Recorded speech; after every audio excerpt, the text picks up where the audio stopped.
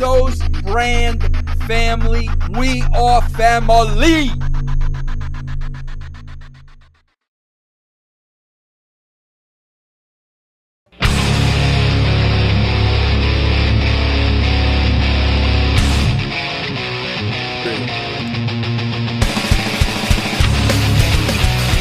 Hello everybody, welcome to this episode of What Have They Done to Our Sport? It's me, Cole Sharp, as always, with Mike Messier.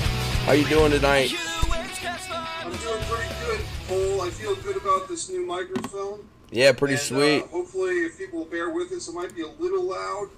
I'll try to keep my anger to a minimum.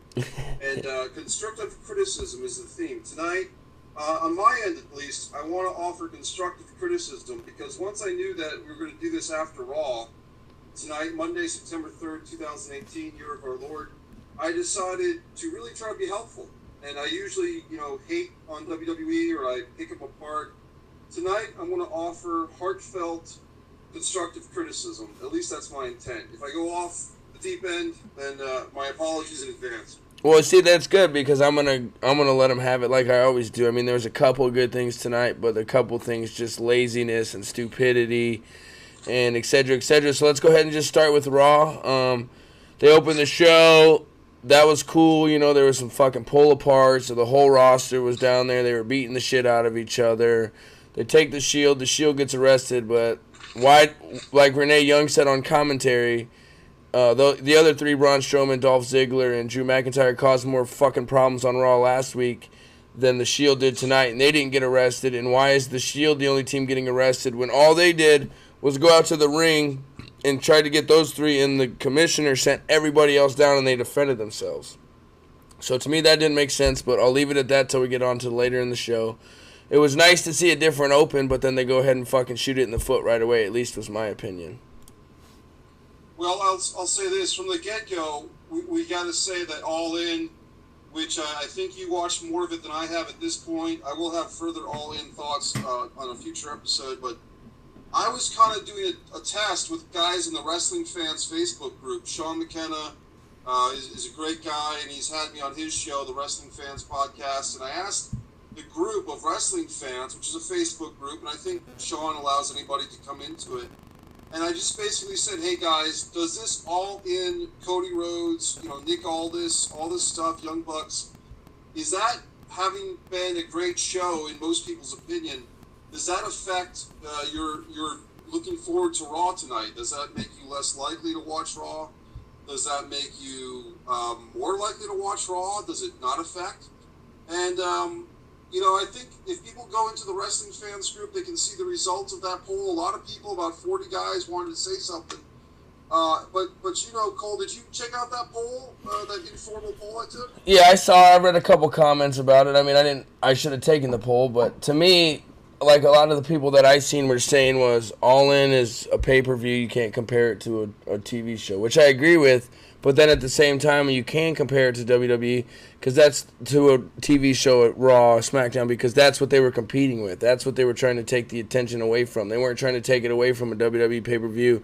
They were trying to do it that weekend so everybody was still talking about it on Monday during Raw. You know what I mean? So I see both sides.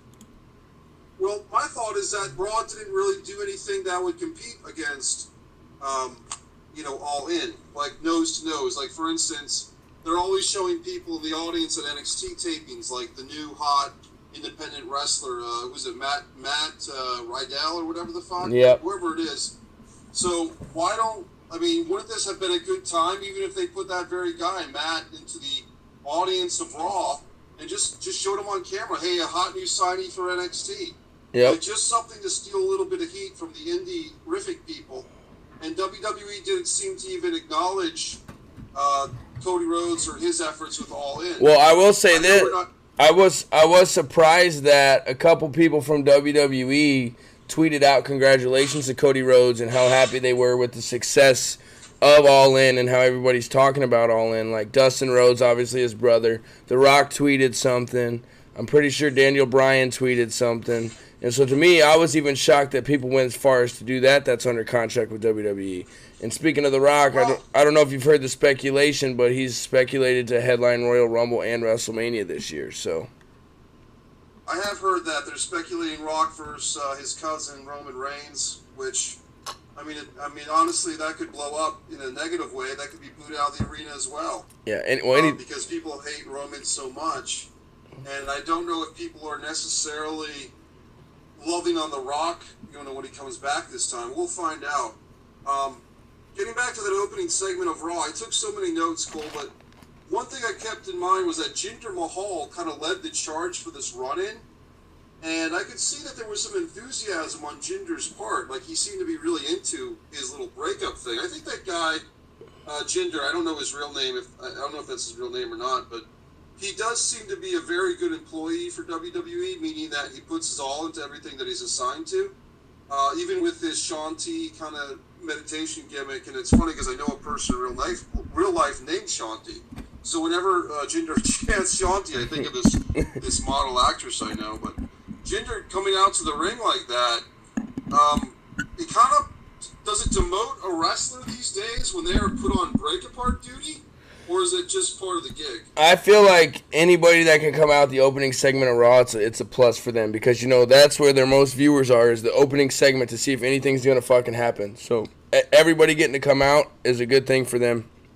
Because more people are probably watching that segment than any other segment of the night, depending on the main event, etc., etc.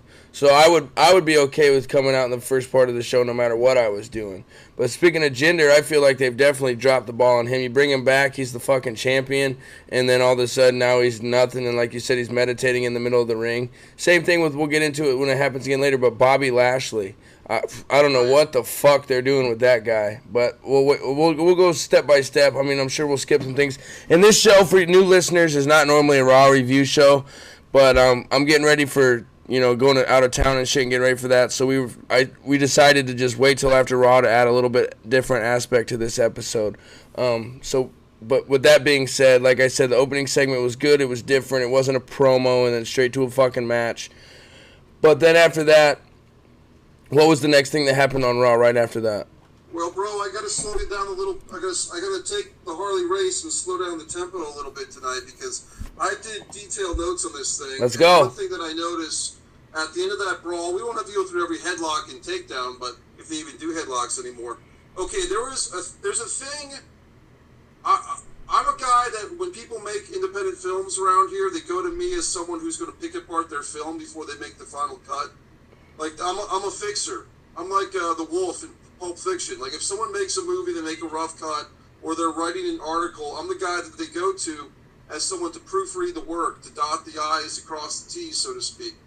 So, what I saw at the end of that fight segment, when the Shield and the break apart and everything, there was something that I noticed that I don't know if many people, even the attuned Brian Alvarez or the attuned Dave Meltzer, or even our friends. And congratulations to our friend Vince Russo. He's a grandfather today. So we want to dedicate this show on Vince Russo Day to Vince Russo, his family. Yep. They have a new addition to the family. Congratulations. So in 20 years, this young lady will have to go toe-to-toe with all of those McMahon brats and defend pro wrestling for us. So the future is in good shape with the young Miss Russo in town. Yep. But anyway, Roman Reigns, when he went to the back after that fight, Roman Reigns... I noticed that Seth Rollins was the first to lead the charge, okay?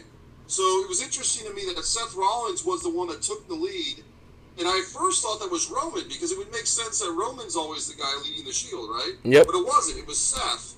And then behind him was Dean. And pulling up the rear was Roman. Now, guess what Roman did that I didn't like? What's up? As he got to the back, he slowed down his pace. Now, people might remember Ahmed Johnson chasing Goldust at SummerSlam 96, I believe, or a Raw back in 96 going into SummerSlam in their Intercontinental title feud. And me and my friends caught this, that when certain wrestlers come to the, like, when they're getting off camera, or when they think they're getting off camera, your fingernails are fine, buddy, that Ahmed slowed his pace when he got to the back, like the gorilla position or whatever the fuck. Yeah. And I noticed that Roman pulled that, and this is where the constructive criticism comes in. I caught some very attuned flaws tonight in the production of Raw. this Raw show that's been going on for over 25 years now, and people always, well, the WWE always gives themselves a big pat on the back every night about how great their show is. Well, the ratings are going down. I found several technical flaws tonight, folks, and it's beyond the quality of the matches or the heat or anything like that. It's like literal production value, production quality, laziness, sloppiness, and that's the refrain for tonight is constructive criticism. So Roman did the slowdown. I don't know if you know what I'm talking about, but like when wrestlers are chasing each other, and the guy in the back slows to because he's trying to not fall and slip. That's what Roman did. Yep. I'm glad you pay attention to little things like that, but I didn't see what you're saying, see what you're talking about, but I know what you're talking about. Like I've seen it before, I just didn't see it tonight. I was just like I said, I'll say it again, I was just happy to see a different fucking opening to the show. Something different. But last week the Shield was nowhere to be found. So they bring the Shield back together for 1 week. Then last week they're not even together in one segment of the whole show. And then this week they come out from the stairs again like it's, nothing. I did notice Seth Rollins like twirl his finger around when he was telling the guys to get around the ring, before the guys came out a second time. And that normally is Roman Reigns calling the shots and leading the way. So that was interesting, and I wonder why they did that. And, maybe it's just laziness, but there's more things, like you said, the production shit. I noticed one thing with production tonight.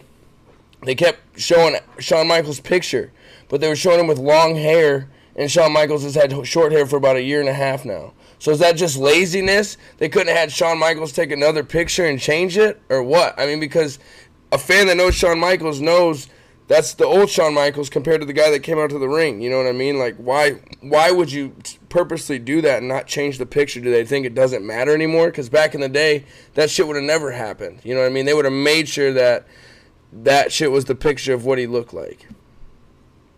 Very good. More constructive criticism. I got one for you. On my DVD-R, so if people actually recorded this thing and they want to look back at it, they can find it.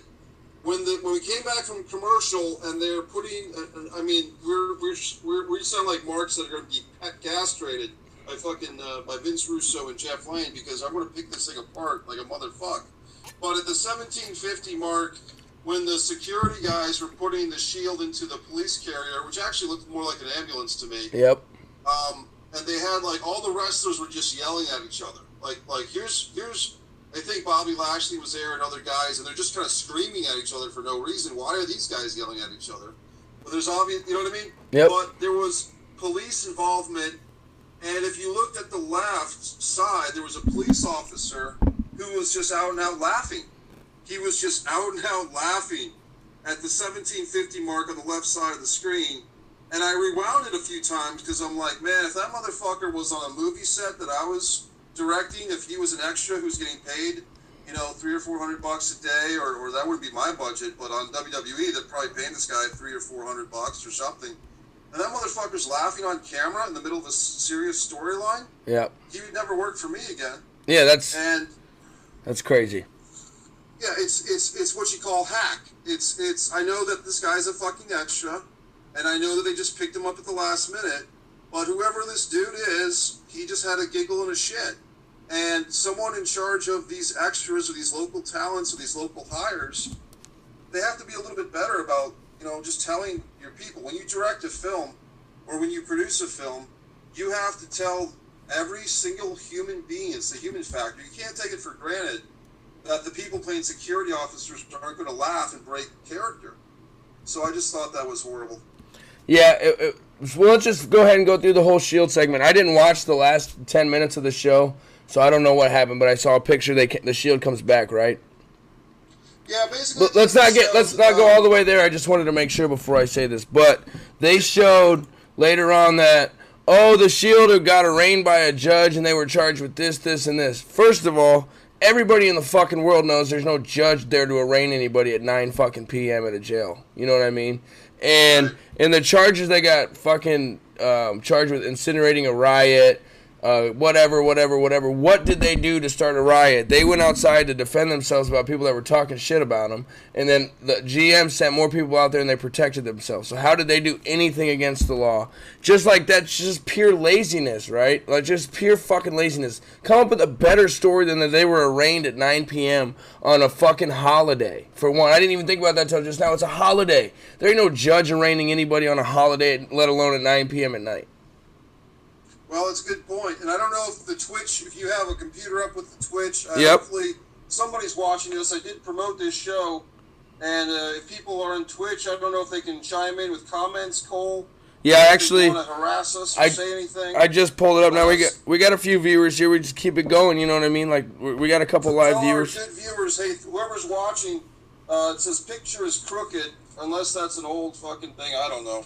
But tell the good people in there that Mike and Cole invite you to share this thing. Say, hey, if you're a wrestling fan, if you're an insomniac, if you're they can hear you. Detained, if you're being detained by the housing authority or by the border, please watch our show. But share this link, share the love with all your wrestling fan friends, Twitter, Facebook, wherever the fuck. Yes, sir. Okay, so moving forth.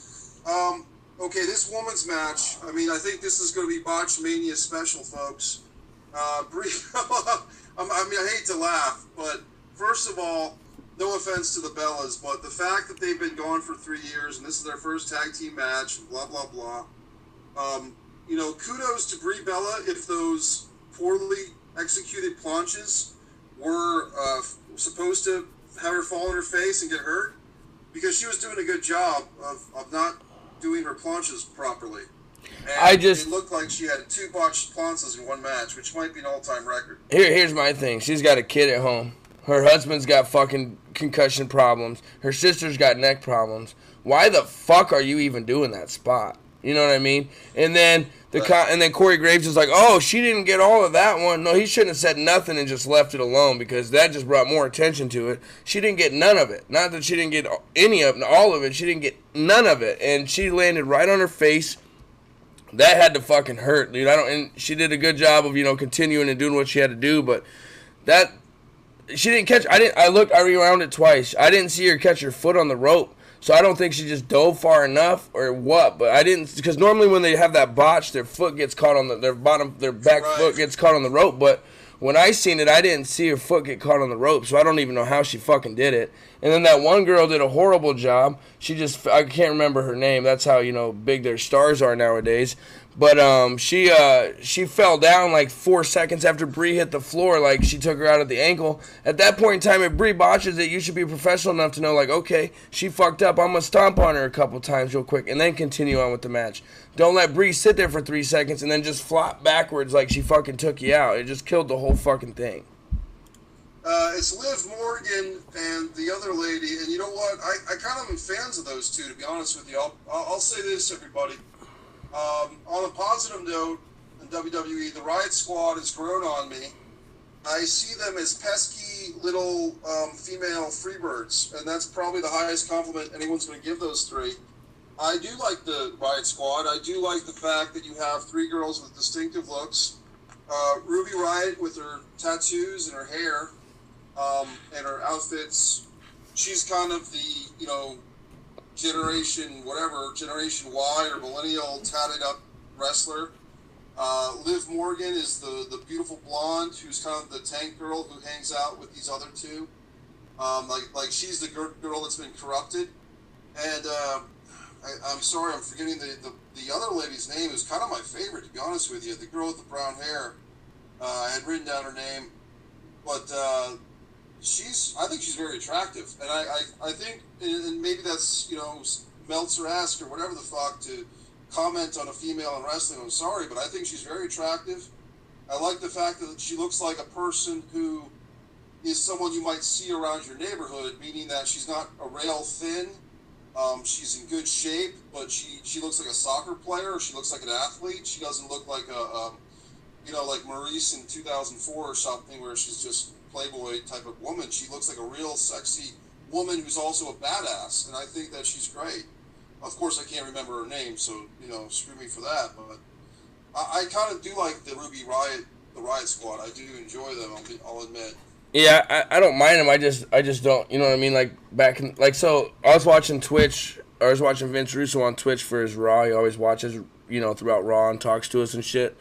And one of the brand members said something like, when I know I'm jumping ahead all over the place, but when Taker and HBK delivered that promo, I said it's the best promo they've had on Raw in years. It's the last time I've been able to sit there and watch something from start to finish. Because when they played the gong, I was like, there ain't no way he's coming out. And then they played it again, and then he came out. I thought it was, someone fucking around. They were just making fun of him, but it was actually him. So then I was sucked in even more.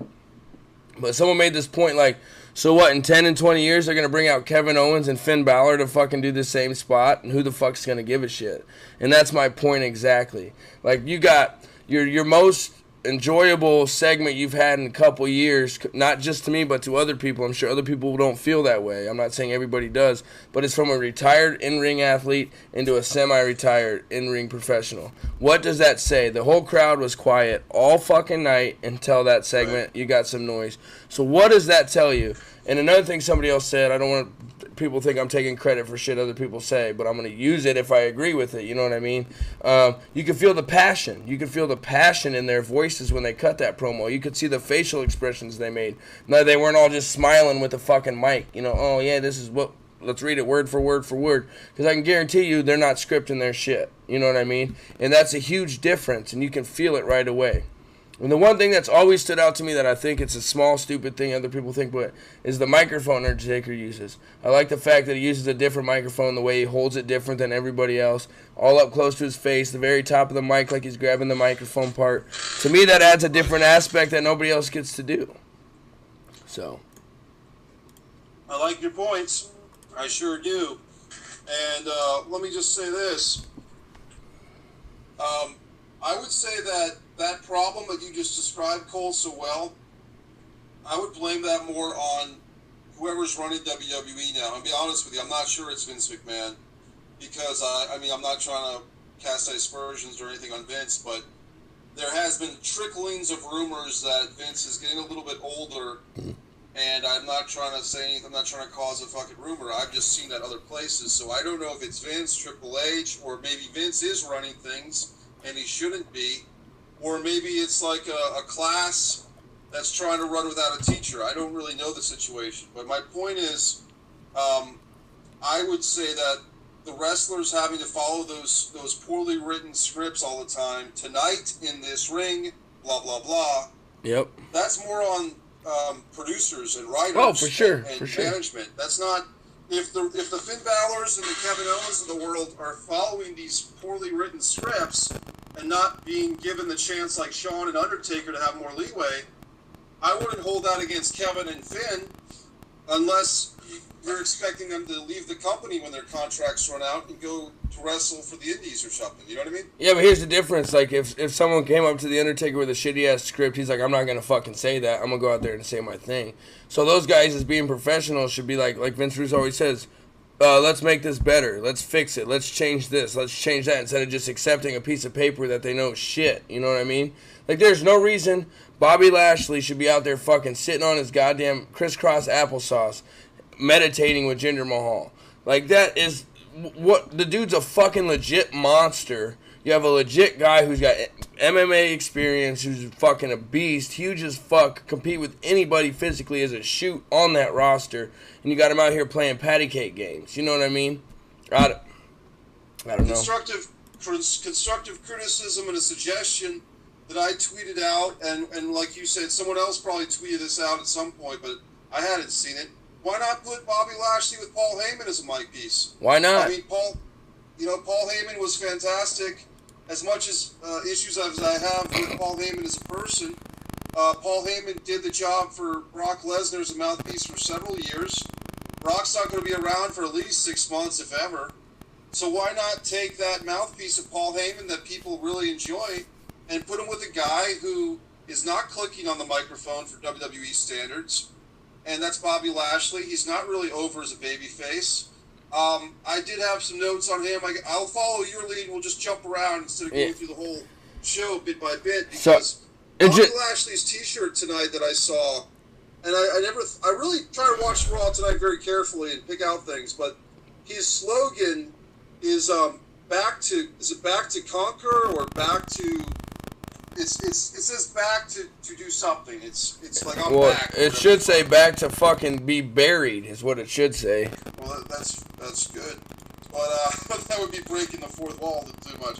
But it says back to conquer, and honestly, back to dominate is what it says.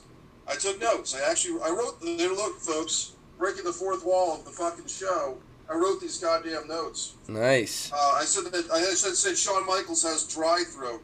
So Shawn Michaels to me is like I tweeted out that Shawn Michaels should have Mike Messier be his acting coach because Shawn, as the interview with the Undertaker picked up greatly when Undertaker came out with Shawn. Before that, I thought Shawn was sucking a bag of dicks. To be honest with you, he just was tongue-tied. He was stumble fucking. He was talking in circles.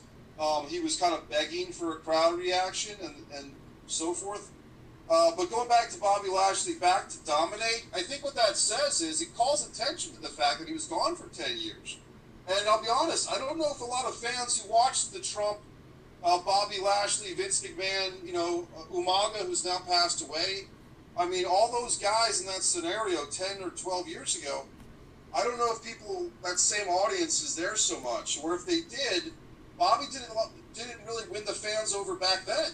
You know what I mean? 2005, 2006, it wasn't like when Bobby Lashley left, anybody gave a shit. You know what I mean? Yep. He's a tremendous athlete, but he needs a mouthpiece. And if they're not going to hire Mike Messier or Cole Sharf, bring in fucking Paul Heyman, that old chestnut. You know what I mean? Well, I heard there was speculation that Paul Heyman was going to be Kevin Owens' guy, and I'm just like, come on, man. He doesn't need it. No. So that's the thing with a mouthpiece. Like, Michael Hayes was the mouthpiece for the Freebirds. You didn't need to add Captain Lou Albano or Paul Ellering to the Freebirds because you had Michael Hayes. And that's going back old school. There are exceptions. I mean, the Four Horsemen had J.J. Dillon, and they could all speak.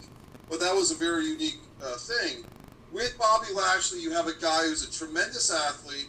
He can actually wrestle a really good WWE-style match, as evidenced by those Roman Reigns matches.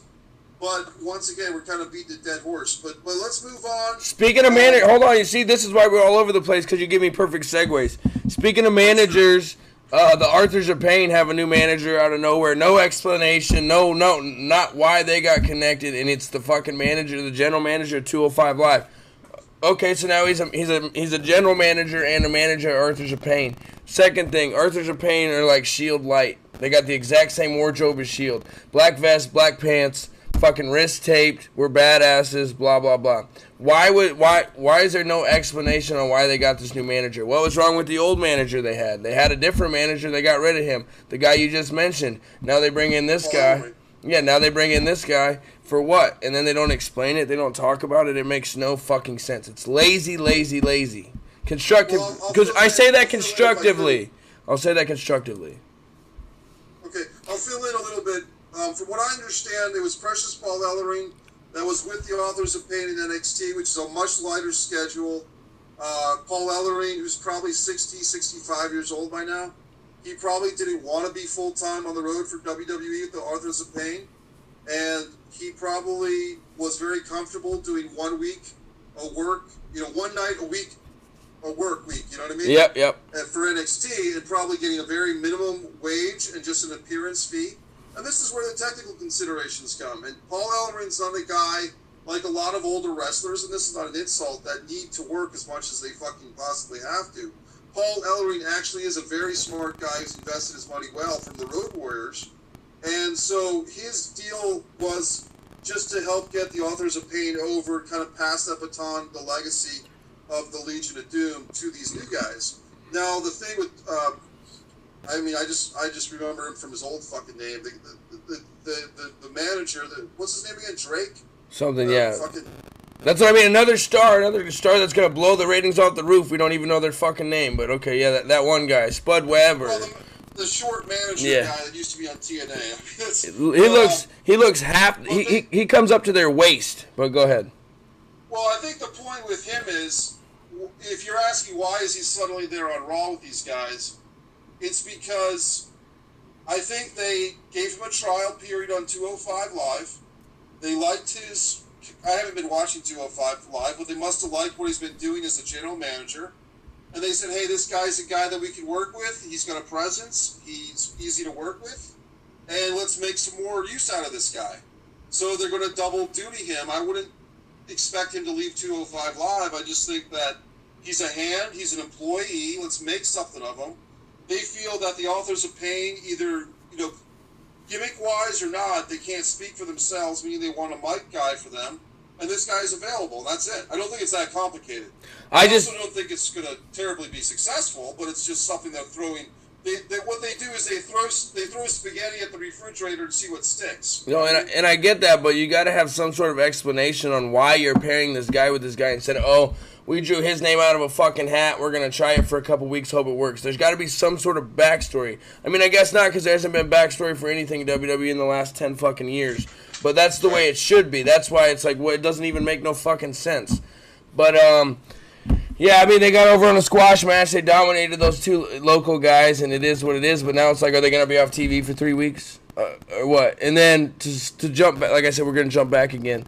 Dolph Ziggler and Drew McIntyre giving themselves a title shot. And then how predictable was this, right? They're like, Drew McIntyre's last words are, well, what if they can't compete in a match? And then 2 seconds later, we go to an interview with the Revival. What do you think's going to happen? My girlfriend even said it before. She don't even watch wrestling. She's like, they're going to get attacked, And so, bam, 2 seconds later, they get attacked.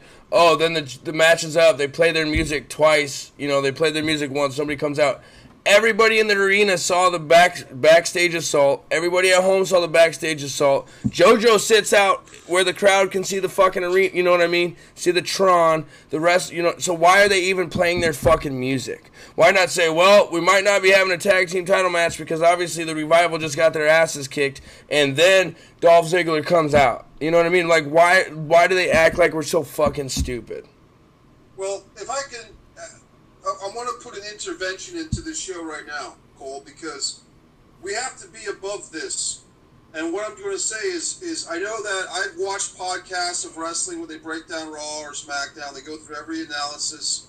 I've listened to people that we both like, people that we don't both like, Yep. Oh, you still there? Everybody deconstructs stuff these days, you know what I mean? But what I want to say is this, and this is a big point. For anyone that's watching this, as wrestling fans, we have to kind of think that what they're providing on the show, who do they really want to watch this stuff? Now, we know the ratings are going down. Are the ratings going down because they're so stupid, meaning the WWE writers or production, or maybe there's stuff with Vince that we don't know about, that they don't really have a captain to this ship right now? Or are they purposely dumbing down the product, so to speak, homogenizing the product in order to get it to a younger fan base, because they don't care about guys in their 40s, 30s, 20s, 50s anymore. They've kind of given up on us, or given up on those type of fans, and they really are playing to the lowest common denominator. And I'm not saying that these people are stupid, I'm just saying that what WWE thinks. And a friend of mine, Moro, has gone to WWE live shows, and he says he goes there and it's mostly families with little kids. It's not guys, it's not dudes anymore. Dudes are going to Ring of Honor. Dudes are going to Cody Rhodes stuff. Dudes are going to Impact or indie stuff. New Japan, when they come to Los Angeles or Madison Square Garden. The WWE, they're trying to harvest this young crop of children. And if they have to appeal to their moms or their older sisters with more women's wrestlers or whatever, but here's the thing. Are they even thinking that much, or are they not even thinking that much at all? So we had a comment on Twitch from Disco Damon. He said all backstage activity falls under the category if the ref didn't see it, it didn't happen. And okay, I agree with it, and that's fine, but it just doesn't make sense, like everybody in that arena saw it. So it's like why even go through that? Like, and I get what you're saying too, Mike. Hey, thanks for interacting with us. The more interaction, the better. That's what we're trying to do, is get this more interactive, so I really appreciate it. Put the word out for us, man. I really, really appreciate it. Link, our new friend there, thank you. And I agree with what you're saying, Mike, but at the same time, That's fine. You can still appeal to that fan base and only that fan base. But even, like, my cousin watches this stuff, you know, and he's 11, 10, 11, right. And he even says, like, dude, it makes no sense. So it's not even appealing to that fan base. What, are they trying to get 5-year-olds? That's fine, but you're not going to keep a 5-year-old's attention for 3 hours no matter what you put on TV. So it's like, if you're trying to get to that fan base, which makes sense because, like they said earlier, if you have a kid, you need at least 2 tickets because the parents got to go with him. So you sold at least 2 tickets for one kid. Great plan. But like I said, right when Drew McIntyre was like, oh, if they get beat up, they can't be in the match, right? And then blah, blah, blah. And then 2 seconds later, they do an interview, backstage interview. Of course, they're getting beat up. Then they play their music. It's like, why not spread that out? Okay, after McIntyre said that, do a match, do another segment, and then have the Revival be interviewed. Not a split second later.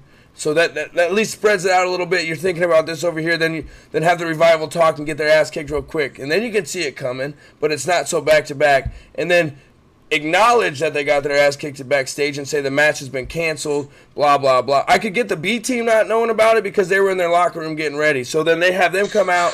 They're shocked at, like, what do you mean the match is canceled? And then Dolph Ziggler's music comes out, and then that happens. It's not that hard. You know what I mean? I'm not a writer. I'm not a TV writer. I'm not a wrestling writer. But it's not that hard to come up with something that simple.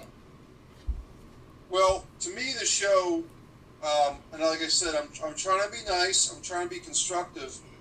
You know who I think is a hot ticket for this show, Cole? Someone who I think a hot ticket is a New England term for someone that's pretty good. You ready? Yep. Charlie, the female Charlie. I prefer her so much more to Renee Young. It's unbelievable. I'm talking about the brunette behind the stage, behind the scenes interviewer. Yep. And I'll say why I like her. I think she has better facial expressions. On a surface level, I think she's more attractive. Sorry, I just do. And I just think she's less whiny, and her sentences are sentences. They're not questions like Renee's. Hey, but see, this is where we're gonna have to disagree because I got a soft spot for Renee. She's probably my favorite one on the whole show. I don't know why or what, but I love Renee Young. Go ahead though. Sorry. A lot of people do. I just don't. I mean, I have a YouTube video. You might have seen it, the Renee Young problem. And my basic issue with Renee is that she seems like someone that could be your girlfriend. Are you still there, buddy? Yep. She seems like someone that could be your college sweetheart who helps you with your math homework. She has a very calming presence. This is Renee Young I'm talking about. She doesn't have like a mean Gene Okerlund or she's just very calming. And I did like what she did, and I even suggested this in the Renee Young problem video I did a year ago. I liked when she did the thing with Paul Heyman where she had that interview. I thought that Renee Young as an investigative journalist with like undercover, like one interview a week where she digs deep and is like the Barbara Walters of the WWE. That's where I would like to have Renee Young on television. I think Charlie's just better. I just think she's more interesting looking. I think she's saucier. I think she's got a better voice, and she, like I said, like that's something that with actors especially, actors who ask questions where they're really making statements really annoy me, and that's what I think Renee Young does. And that's when you told me that we're going to do the show tonight after Raw, my heart sunk a little bit. It's like, oh, now I got to fucking watch Raw. And then the second death I had tonight, Cole, was when I had Raw on and I was doddering around my apartment, and I heard them say that, you know, that Coach wasn't going to be there and Renee was going to be there instead. Then I died a second death. So, no offense. I know you're a Renee Young fan, Cole. I think she does good on commentary. I just think she needs to talk more. She goes long periods of time without making any noise, and I don't think you should do that as a commentator, especially when you got guys like Michael Cole's so stale. They need to get him off the fucking commentator table, man. I'm sorry, that dude is just so stale and same thing every single week. I don't hate Corey Graves as much as other people do. Like, some of the shit he says is stupid, but he's different. He's a different type of commentator. I like Corey Graves. Okay, maybe not like him, so maybe not the right word, but I can stand him. I can deal with him. I think he does an okay job. I listen to the things he says, but Michael Cole, when he's talking, I'm just like, oh, come on, quit talking. Just get him off of there. Because like I said, Commentating is so important to how successful a wrestling show is. You know what I mean? Because if the people that are talking aren't very good at fucking talking, then you're not going to be invested in it. Like I probably shouldn't bring it up, but Rocky Mountain Pro, they have this Connor kid who do the commentary for him, and I was more in tune, and excited to hear what the fuck he was going to say than what was going on. That's how good he was, and that's how interesting it was, and that's just a small promotion. So why can't the WWE figure that out? Like I don't know. I'm just lost, man. Well, let me say this. Going back, and maybe our Twitch follower there, the guy that's watching, if anyone else was watching, please share this link. But if you can tell us if our audio sounds good to the viewers, because it's hard for us to monitor our own audio while we're doing our show. So if our Twitch watcher there could do us a favor and just let us know if the audio sounds good, if we need any adjustments. Yeah, we got a solid, consistent viewing, higher than we've ever had. So that's good. I'm excited about that. Well, I want to send a shout out to This Ain't Wrestling, Pro Wrestling and MMA Discussions, all these Facebook groups that tolerate me and my incessant videos. Thanks, guys, for watching. And also, today was a very special, important day for me, Cole, because I released the Vince Russo interview that you saw back May 1st of 2018.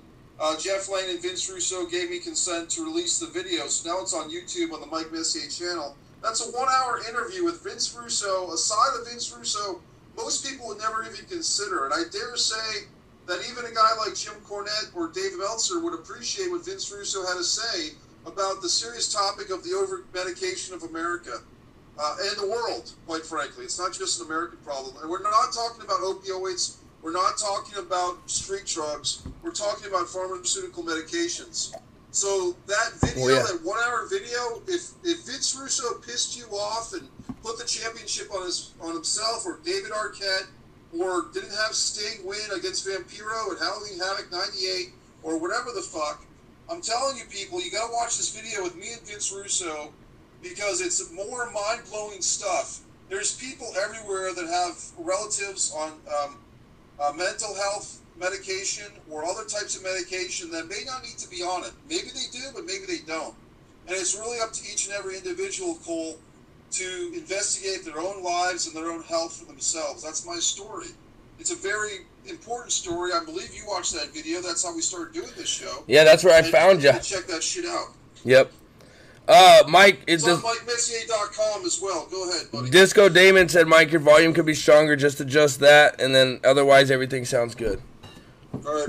Thanks, Disco Damon. Let me see if I can... Disco Damon, if you are still with us. Got the now, Disco Damon, did that do anything, buddy? See what Disco Damon says now. Disco Damon, let me know. Yep, and what happened? This is a perfect time for me to go ahead and thank our sponsor, O'Hara Exteriors. He does siding, windows, gutters, and roofing. 402-213-3289. Give him a call for any of your needs. He is the best around here. Every rave reviews tell him you heard about him from What Have They Done to Our Sport, and I'm sure he'll hook you up a little bit.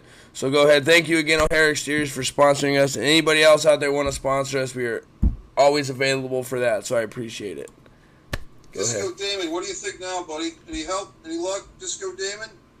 What's Disco Damon saying now? He hasn't responded yet, but I'm sure he will here in a second. Oh, man, the whole Disco Damon's our no producer on this fucking show. No, he I think. I mean, he said. Throw me a bone. I think he said he could hear you. It's a little bit. He said it could be a little bit stronger. Not like nothing like they can't hear you. So it's all good that way. So. Well, for crying out loud. All right. Well, it's a work in progress, folks. Yep. Now, Disco Damon, if he's back or someone else wants to chime in. I mean, I like this headset. I mean, it's gotta fucking work. Well, and it sounds really good, but I think it's like I was telling you when we did that test run, that it's like it records it and fucking quieter than you actually really are, because the audio version is gonna be the best audio version we've put out. So maybe I don't know. There's got to be a setting in your phone, or if I don't know. We'll have to figure it out after this episode. I don't want to try and do too much and lose connection right in the middle of this episode, though. Good point. Okay, moving forth. Renee Young just annoyed the shit out of me tonight. I mean, there was a part where, like, she said something like, "Let's party, I'm ready." Okay, here's the thing, guys. And look, this is not me pulling us accused Vince Russo putting people down. Was it me, or was there some type of Bobby Roode, Chad Gable?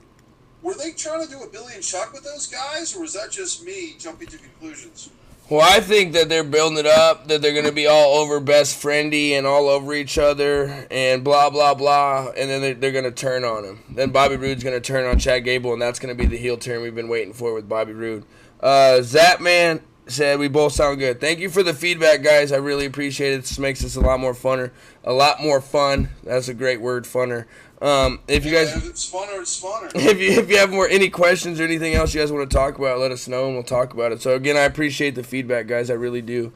But yeah, I think you kind of blew off my question there, buddy. You didn't think that there was some type of vague homoerotica between this new? They really built up these thing that these guys found each other, like they were on a dating website, like they swiped right for each other, like, oh my God, you're a mid-card maniac. I'm a lower mid-card tag team maniac, and now we swipe right. And they're just so aggressive with their hugs, and like Bobby Roode kind of beaming in adulation of Chad Gable's suplexes. I found it to be a vague notion towards Billy and Chucky from like the 2004 era. And I could see that, but like I said, I think they're just trying to make it seem like they're trying to push it over the edge that, you know, they're best friends now and they love each other, just so that way when Bobby flips on him in a couple weeks or whenever it happens, it's more you know, a harder punch, I guess. But I feel like this is the lead to them turning Bobby Roode heel, which is 4 months too late if you ask me. Dude, I was so bored with this show that when Elias was making fun of the people in Ohio and making fun of their mascot, and he said something about the Wolverine mascot, I kind of popped thinking, oh my God, they're mentioning Chris Benoit because they mentioned a Wolverine, and I said, holy shit, he just got away with a Chris Benoit reference, and then I realized nobody's thinking about this shit as much as I am. Yeah. Like, I'm the only one who's thinking, and I'm just watching it on television. I was grasping for straws to be entertained on this fucking show. This is why our shows, I have so much fun doing our show, because you fucking set me up with perfect segues every time. I was just getting ready to bring up Elias, man. Why does he keep getting interrupted by females? I don't understand. There's so much more that this guy can fucking do. I get they're trying to get his album over, and I understand that. But the way you do that, you let him play a song. You don't interrupt him the minute he strums his guitar.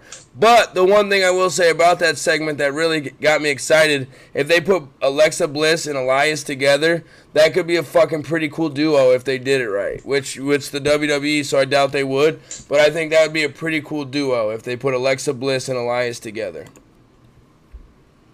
She's a good duo with anybody, let's face facts. Yeah. I mean, they had her with Braun Strowman, and that was pretty cool.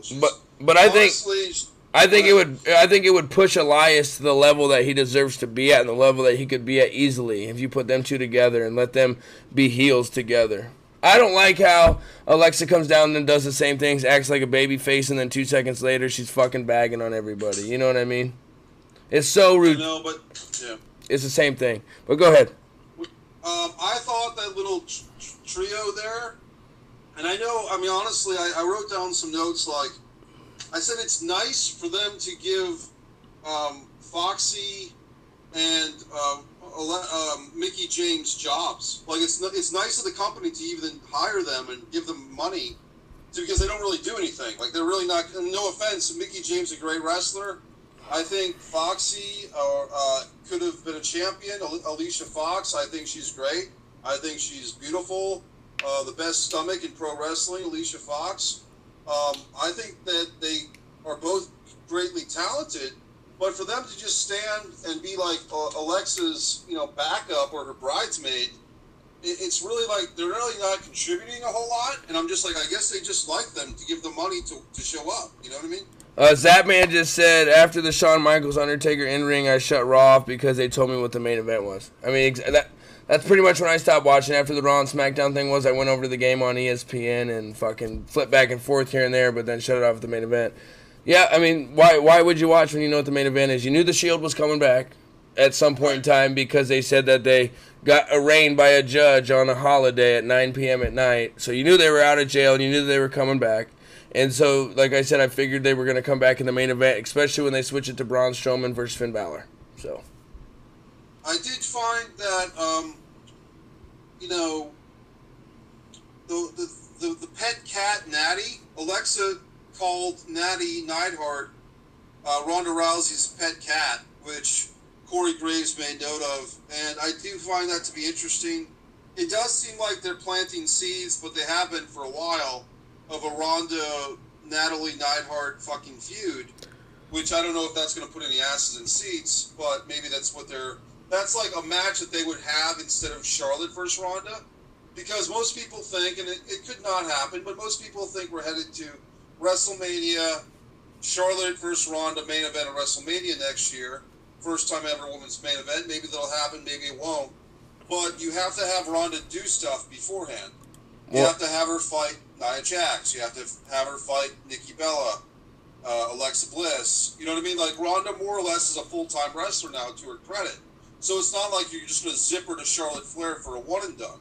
So one of these kill time things is this long-term, Macho Man Hulk Hogan turn on your friend storyline with Natalie Neidhart and Ronda. The question is, will it pay off? I mean, at the end of the day, it's just a wrestling match. But I did find that pet cat insult. I kind of like that insult. I did want to say something. If you have anything about that, go ahead. But I had I just want to say Ronda's been taking a lot of bumps lately. You know what I mean? And she takes bumps good. She does. Well, I would say this, that Ronda was very vocal when she beat Alexa Bliss for the title, screaming out, "Ready." Do you remember that? And she said, "Ready." And then I think I heard a "Ready" tonight. I want to say with Foxy and Ronda or Natalie, somebody did "Ready."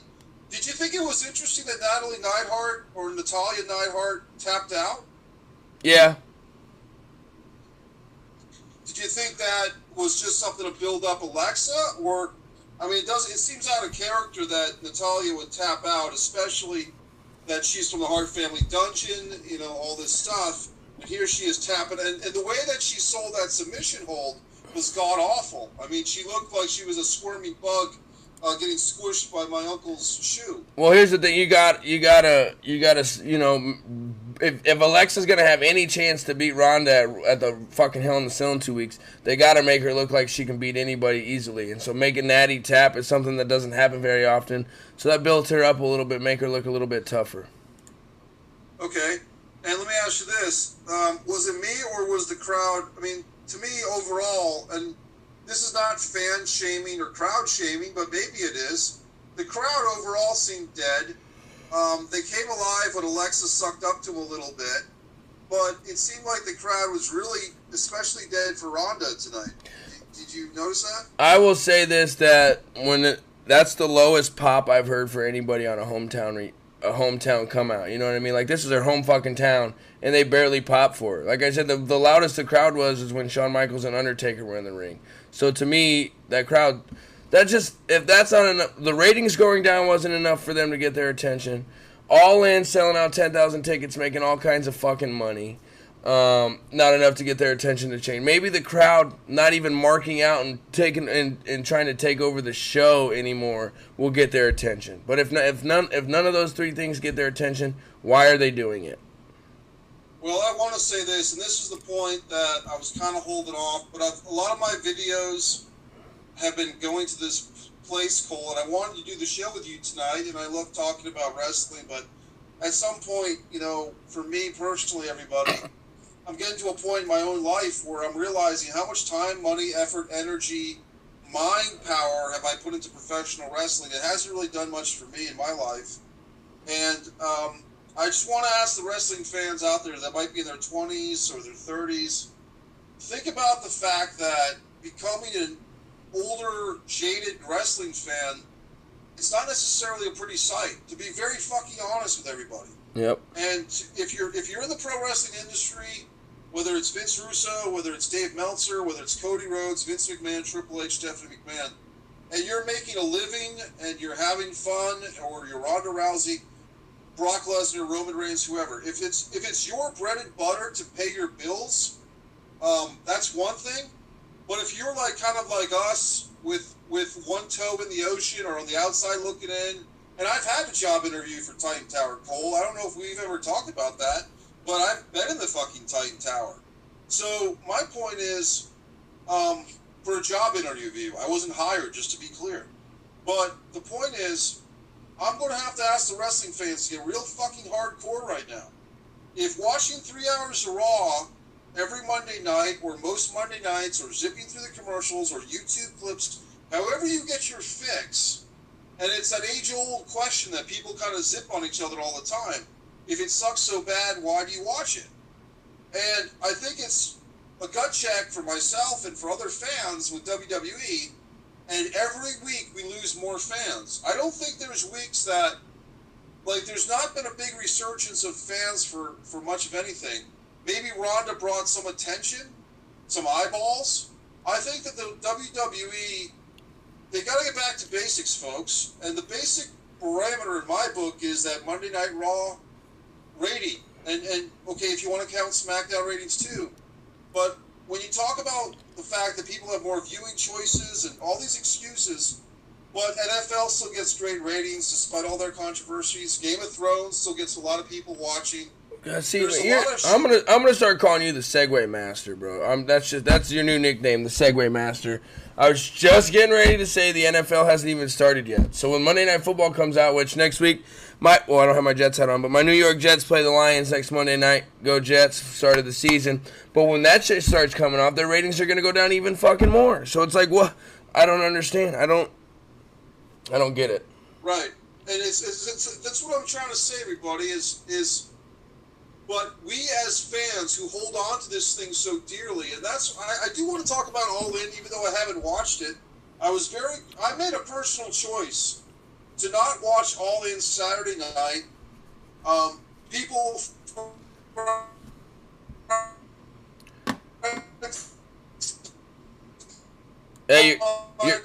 were insistent that I watch this those days, Cole, and I'm very much into building muscle and strength for my own physique right now. I'm not worried about body fat. I'm just trying to bulk the fuck up, trying to get big fucking muscles as much as I can with the frame that I have, which is a pretty big frame. Hey, did you check out that Triple H book? He knows how to do it real quick. Yeah, you just take a fucking no. You know what? I remember Triple H's book. Guess what? I actually like Triple H as a character. I mean, I don't know if we get along, because if he watched any of my videos where I call out him and his family or the McMahons, he might be pissed. But as a wrestling persona, I mean, the 2000 era... Hold on. Zapman said the Jets are going down, bro. No, bro. The Jets are not going down. The Jets are going to win by 7 points on Monday Night Football in Detroit. Sam Darnold's going to win Rookie of the Year, being the youngest quarterback to ever start in the NFL. Hey, but... Zapman, send me a message. I'll have you on my sports podcast. You want to talk some football or something anytime, man. We do it once a week. So send me a message on Twitter, Facebook, or on here if you want. That'd be kind of cool. I like to talk shit. Are you a Lions fan, or are you just thinking the Jets are going to lose? Go ahead, sorry. Zapman's on Twitter, and he gives me a lot of love on Twitter, so thanks, Zapman. All right, cool. Yeah, then hit me up on Twitter, man. Let's work that shit out. Baron Corbin. I want to talk about Constable Corbin. Constable, and I don't mean to cut you off, Cole, if you had anything else. No, go ahead. Baron Corbin is tall. He's a tall motherfucker, and I never realized how tall Baron Corbin was until tonight, when we saw him go nose to nose with Braun Strowman. And, you know, this JD from New York podcaster was so pissed off that they turned Braun Strowman heel last week, or whatever the fuck. And honestly, it's like, wait a minute, the one thing that the fans were kind of into, which was Braun Strowman as a babyface, possibly chasing a heel-led Roman Reigns. Like, I actually thought we had something 2 weeks ago. I remember talking to you, Cole, and saying, oh my God, this is cool. If they let Roman be a heel and have, like, his 4 horsemen of the Shield as heels, and, like, Seth with the IC, Roman with the Universal, they're heel champions, and they get this loose cannon Ambrose, and maybe that's why he cut his hair and get all built up in his trapezius. But instead, they just turned the whole Shield from heel one night to babyface the next week. Cram this fucking Braun Strowman as a heel down our throats by putting him with Ziggler and Drew McIntyre. Hold on 1 second. Keep that thought. I'm sorry, Zatman. Yeah, let's make that happen. I'll get you on before the game, and then I can get you on to talk shit to you after we whoop that ass. Since you're a Detroit fan, thank you for interacting with us tonight, man. I really appreciate it. Zatman, give us a please copy and paste that Twitch thing and just throw it up on Twitter real quick and open up another window so you don't lose us, Zatman. But just give us a Twitch thing. Say, hey, if anyone's looking for a wrestling chat, jump in this thing. Just hang out with us. But the thing is, I'm trying to say is that I don't think that it's successful to try and force feed the Shield as babyface. Like, it's like they got cold feet. Like, they had a thing where, okay, let's make these guys heel, meaning the Shield. Then Roman Reigns' T-shirt sales went up for the week, and then they got chicken shit themselves and switched them back to the babyface. And then they got stuck with Braun as a fucking babyface, so they made him a heel, and it's just kind of shitty. Yep. But Baron Corbin, I do think he's improved as the Constable Corbin. I didn't get his whole thing. People were saying he's like Jake the Snake Roberts. I never thought he was like anywhere close to Jake the Snake Roberts. I didn't get the whole backwater fucking Baron Corbin. I do like Constable Corbin better. I do think that he's tall. I mean, I didn't realize how tall he was until he was nose to nose with Braun Strowman. I kind of like the B team, but they weren't meant to last, and they weren't meant to be fucking anything. Let's just put it that way. They weren't meant to be shit, and they got over themselves and they ran with it and they made it happen. Right, and I'm not a big guy for nepotism in pro wrestling. Like, I just don't blindly like people like even a Vince McMahon Jr. or a Cody Rhodes that had a famous father. But these two guys who really don't use their father's names, it's obviously Kurt Hennig's son and it's obviously Mike Rotundo's son, Bo Dallas and his partner there. But I like them. I like the B team. And it's too bad that they lost the tag belts. They were kind of sacrificial lambs. And I guess what you're doing now, or what they're doing is, there's two belts on the side of Drew. And, what's What's Zatman's name on Twitter? I don't, dude. I'm making a point about big important issues with Dolph Ziggler. Sorry, brother. I don't know. I'll look it up real quick. You're good. As far as this whole thing with that. It's like they've got two belts on each side now. You know what I mean? Yep. So it's like gang warfare. And I think what they're trying to do is they're trying to do like a Nation of Domination versus DX thing where you got two sides. I'm looking up the Zapman. But let me keep going. His name is Drake Maverick. Maybe the most dangerous man in WWE right now. I think that's a direct quote from Corey Graves. Okay, here's the thing, folks. Okay, I have this whole big informative thing. And you talk about commentary, Cole. You talk about commentary and how important it is. Every time you watch wrestling, you want to have a commentator you know you can trust and a commentator that's the color guy that's a little Weasley. For instance, you might have had Vince McMahon and Jesse Ventura, and you might have gone either way with those two. Like, you might think Vince McMahon's the shill, and this is like the 80s, but Jesse the Ventura is the guy that's going to tell you like it is. You might have had Jim Ross and Jerry the King Lawler, where Jerry Lawler is going to, shill for the bad guys and the puppies, but Jim Ross is going to tell you the straight dope. You know what I mean? Yep. These days, with this threesome tonight, we've established that Michael Cole's not very popular. Now, the unfortunate thing for you, Cole, is that Michael Cole is the head of all those commentators. Like, they all report to him. Well, he's running the commentary ship.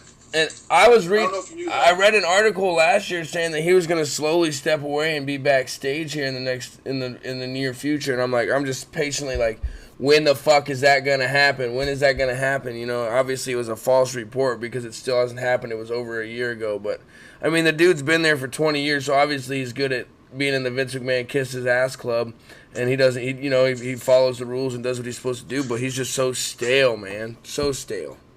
Right, but I think that it's like saying, well, Vince McMahon and the McMahons are going to step down from their on-screen time and let the wrestlers do their thing. And Michael Cole's going to step away from commentary and let other commentators do their job. Look, they never seem to step down now, do they? No. You know what I mean?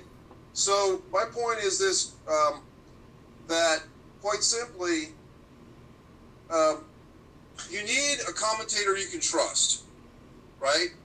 That's what helps get the show over.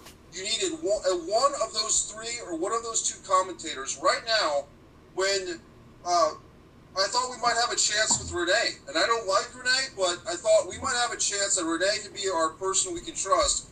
But she said something tonight that was an out-and-out lie. It killed her credibility for me.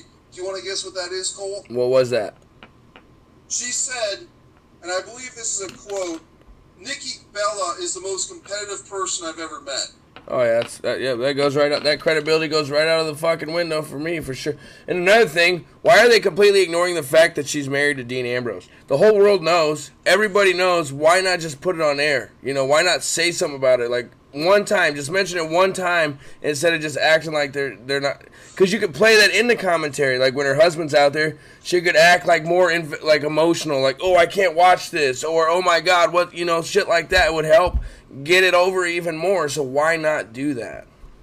And the thing is, Cole, they did that like 2.5 years ago with the Ambrose Miz feud. They did that. Yeah. Like she slapped the Miz and Maurice slapped her, and I thought they were going to build up to a mixed tag, but I don't think they ever did.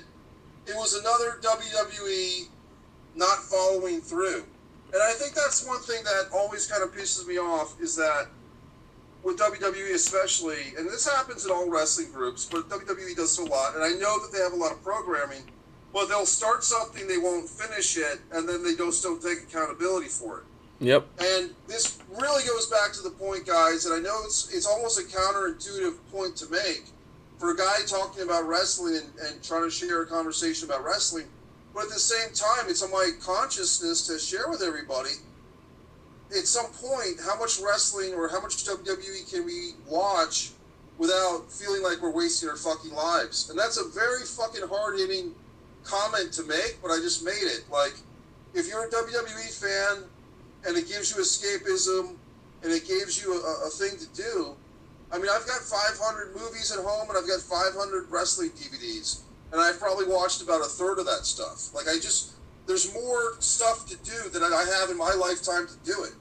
You know what I mean? Yes, sir. So it's not to get too deep, but sometimes I just feel the need to pepper that in there because as I'm going through these notes that I took, and I did take fucking notes, I feel like, honestly, is it worth it? Is it worth watching this stuff if they don't take care of their product? If Roman Reigns can't make himself run 2 steps to get backstage instead of walking politely, why am I watching him do that? Here's another thing that I caught that I wrote in my fucking notes.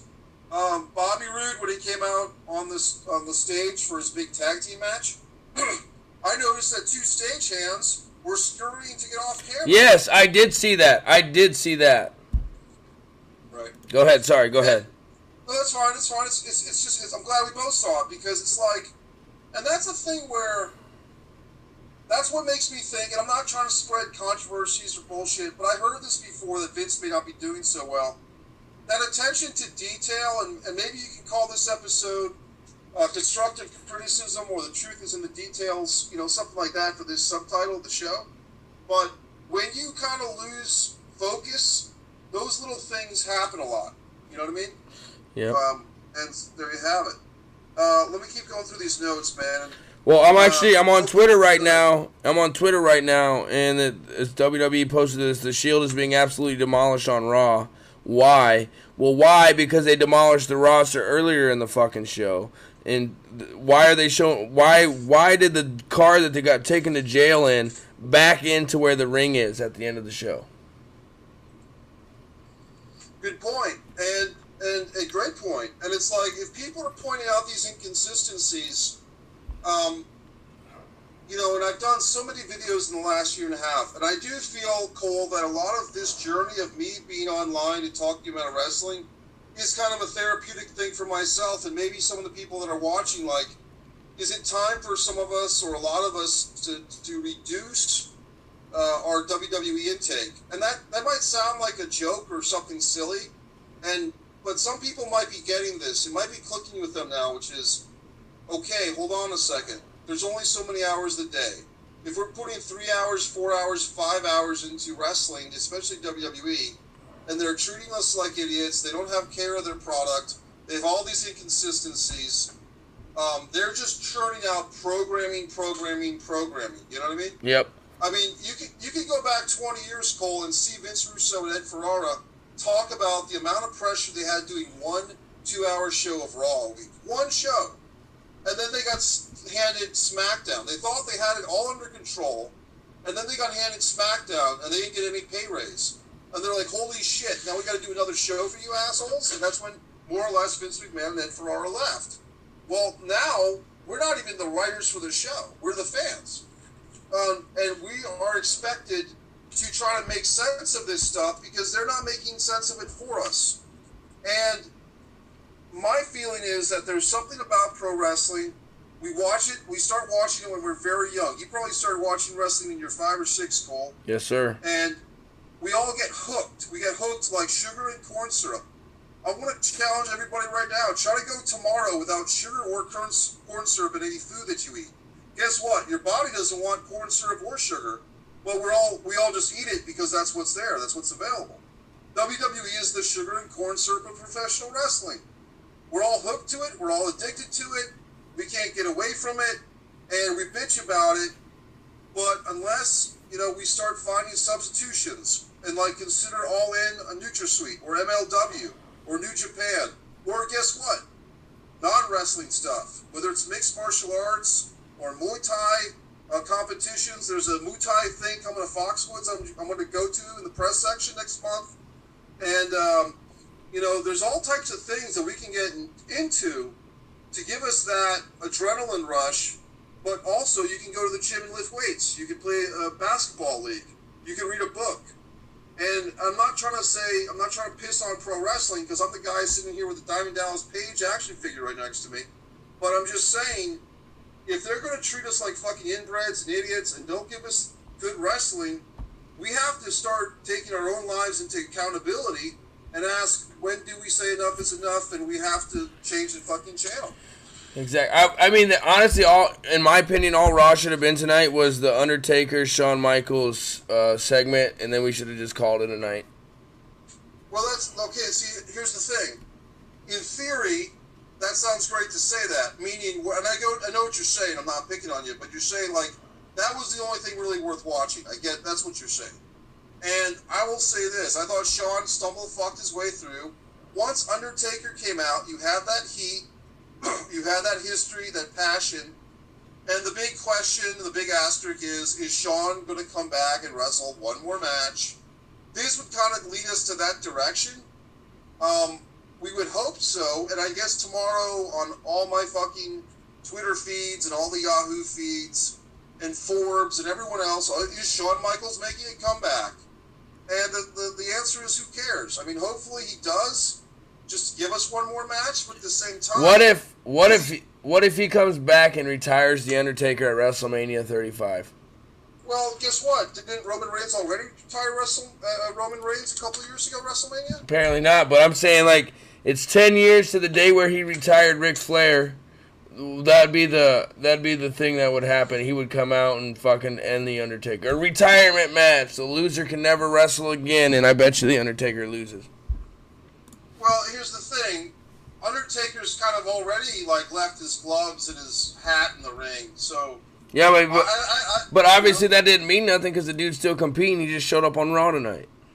Well, right, it just becomes an absurdist thing. Die harder, or, die hard, really die this time. Would you die for Christ's sake? I mean, how many times is this guy going to stop wrestling? But in any event, I'm glad you liked the promo. I did too.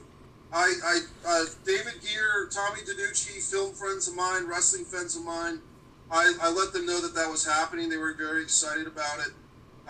Because, look, we all kind of pop for those guys. There's 6 guys from that era. Steve Austin, Mick Foley, Triple H, Undertaker, Shawn Michaels, Bret Hart. I'm sure I'm forgetting a few guys. It was good to That's see. like It was good to see Steve Austin tonight, though. well, it was good to see. On that little Legends clip. Yep. You know, well, the thing with that is, I'm just put a little tweet out there for everybody. That was good, but it's also a thing where, didn't we have a John Cena Triple H match in South Africa that sucked? Yep. I mean, wasn't that supposed to be a big fucking thing? And it was like the curtain jerker, like the first match of the show. Did you see his? It wasn't very good. Did you see his new special move that looks fucking retarded? Like he just bitch slapped somebody after a little dance with his hands. Yeah, I saw that on a little YouTube clip for we're talking about John Cena. Like he's doing a maneuver that's like a back fist, and I don't know. I mean, is it supposed to be good? Are we supposed to enjoy that? He should just go ahead and stick with the FU or whatever the fuck it's called, the attitude adjustment or whatever the fuck it's called nowadays. But so we had a plan to get to All In and talk about All In, but we're gonna go ahead and save that. We're gonna keep going here for a little bit longer, but we're gonna save the rest of our All In discussions for our next episode, which I'm gonna be in Texas for 3 weeks coming up for work. So there'll probably be a lot of What Have They Done to Our Sports content coming out here in the next couple weeks. And on top of that, my NFL review show's coming out next week. Mikey's dropping videos daily on his YouTube channel. What's your YouTube channel, Mikey? It should just be Mikey Messier or Mike Messier on YouTube. Just put Mike. Go to YouTube, put Mike Messier, and you'll see me.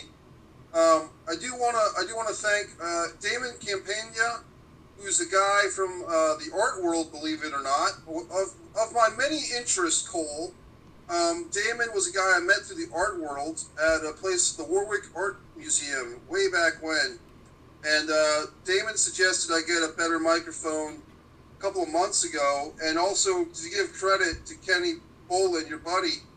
I did send him an email. He does have some really good microphones, but I was just kind of in a thing where I needed to get one really quick, and this is what I got. Yep. But I do know that Kenny's got some good stuff. So if people are looking to do podcasts, hopefully this microphone's going to work out. I don't know if Zapman or somebody could send us a note to let us know if it's doing well by them tonight. What I've got on right now, blah blah blah. But I'm looking at myself. I'm getting very existential because now if I turn this phone to look at myself, will the world explode? If we see me looking at me, is the world exploding? Is that like the fucking parallel universe? Right, it's crazy, right? Oh my god, now I've seen that on delay and it's really freaking me out. Okay, but for the all-in thing, guys, if you want to see my weekend of confusion or my weekend of angst when it came to All In, obviously I had a lot of mixed feelings about that show because, Cody Rhodes took some issues with our buddy Vince Russo that I thought were greatly unfair. Basically, he months ago said that, Vince Russo had made some statements that were homophobic in nature. Later on, Cody claims that he apologized, but I never really saw his apology. It was kind of weird. It was kind of like a Jedi mind trick by Cody. And then apparently the Briscoe brothers who were on that show, apparently they used like the gay pride flag as a weapon in a match, and maybe one of them had some anti-gay tweets years ago or some such nonsense or some such thing that kind of once again leads me to that hypocrisy. People are wondering, Mike, why can't you just suck it up and watch All In? And I said, sometimes you got to take a stand. And even if that means being left out of something that's very special for a lot of people, I'm going to have to sit this one out. And maybe, people are kind of insistent. My friend DG Haven, Pro Wrestling Manager, has insisted that I watch this show, and I might have to. But honestly, some of the clips that I saw of Joey Ryan and the Ghost Dicks and other reports of, kind of Jay Lethal's title defense breaking into a Randy Savage, Hulk Hogan impersonation right in the middle of the match. My friend Tommy DiNucci pointed that out, saying, why would these two guys who are fighting for a championship, and he didn't even know they were fighting for a championship, Jay Lethal and his opponent, and I guess it was Flip, and I said, I don't know, man. I mean, if they're actually fighting for a title, the Ring of Honor, if it's supposed to be the ROH of Honor championship, and 2/3 of the way through the match, they break into a Hulk Hogan, Randy Savage impersonation, you've just made your world championship a gimmick match. Yep. And I don't know why a wrestling fan has to point out to the fucking wrestlers basic psychology and respect for wrestling. And that's what leads me to be all out. And that's what leads to me to be very cynical about the state of wrestling. And I just don't know how else to explain it. If a fan sitting in the catbird seat can point out, hey guys, when you disrespect your supposed world championship match and make it a gimmick match, you're actually degrading your entire show. And when your gimmicks go so far as to have ghost dicks like Joey Ryan, then yes, that does affect some people's enjoyment of the entire show. But I think that's why I call these guys parody wrestlers. And maybe some people don't appreciate that, and some people do. I don't know what the fuck to say anymore. Speaking of that, how wrestling should be, how they don't respect the business. What about Kevin Owens doing a super kick right out of the corner with Shawn Michaels in the arena? You know what, man? That's a good point. And also, why is Kevin Owens... I mean, some fans pointed that out tonight on Twitter. I don't know who, probably a bunch of people. But how come Kevin Owens is back after a grand total of 1 week out? Right? Why not drag that out a little bit longer? Have him show up at the pay-per-fucking-view. I don't know. What else? Anything else specific you want to talk about Raw tonight? Well, I mean, the final melee. Let me look at my. I mean, God, I took actual notes, for Christ's sake. I mean, those are actual handwritten notes. Let me go through these judicious notes of Raw. Because I still want to talk about the Nike deal with Kaepernick, because I got some things to say about that. But we're at the hour and 20-minute mark, so. Go do the Kaepernick thing. Go ahead. All right. I want to give a shout out to Nike for doing that, because that dude deserves to fucking not be completely taken out of his income. I already see pictures of people cutting Nikes off their shoes and cutting this Nike symbol off their socks. Hey, dumb fucks, you already paid them the money. Why would you ruin your fucking shoes? Why would you ruin your socks? Why would you ruin your shorts? You don't like Nike no more? Then don't fucking shop there. You cutting a Nike emblem off your shoe just makes you look like an idiot. And what the fuck does it matter that he's got a line coming out at Nike? He didn't do nothing wrong. He ain't out here fucking grabbing people by the pussy, raping people, none of that shit. He did what he was supposed to do, his Second Amendment right, and fucking protest. You don't like when he protests? Well, get the fuck over it. Or First Amendment, I'm sorry, not Second Amendment. That's a completely different argument. But get the fuck over it. It is what it is. The dude did something that started a movement that draw attention to something that needed to have attention on it. And now he's finally, instead of being blackballed from the NFL like he is, that's why his lawsuit went to trial instead of the NFL trying to settle out. And the judge was like, no, fuck you. We're going to trial. And he's going to win that lawsuit. And the NFL is going to have to pay him a lot of fucking money. And then now Nike said he's signed a deal like he's a star, like he's a big star. He's going to have his own shoes, his own jerseys, his own cleats, his own clothes, his own clothing line. And he deserves it. So mad respect to Nike for sticking by that dude's side and giving him a chance.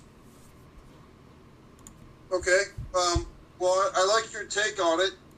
What I would say is this, and I try to say that, wouldn't it be great if they did a Nike ad where they kind of reenact when Kaepernick first, took a knee, which is going on like two and a half years ago or whatever it was. Like, I think it was the preseason 2 years ago.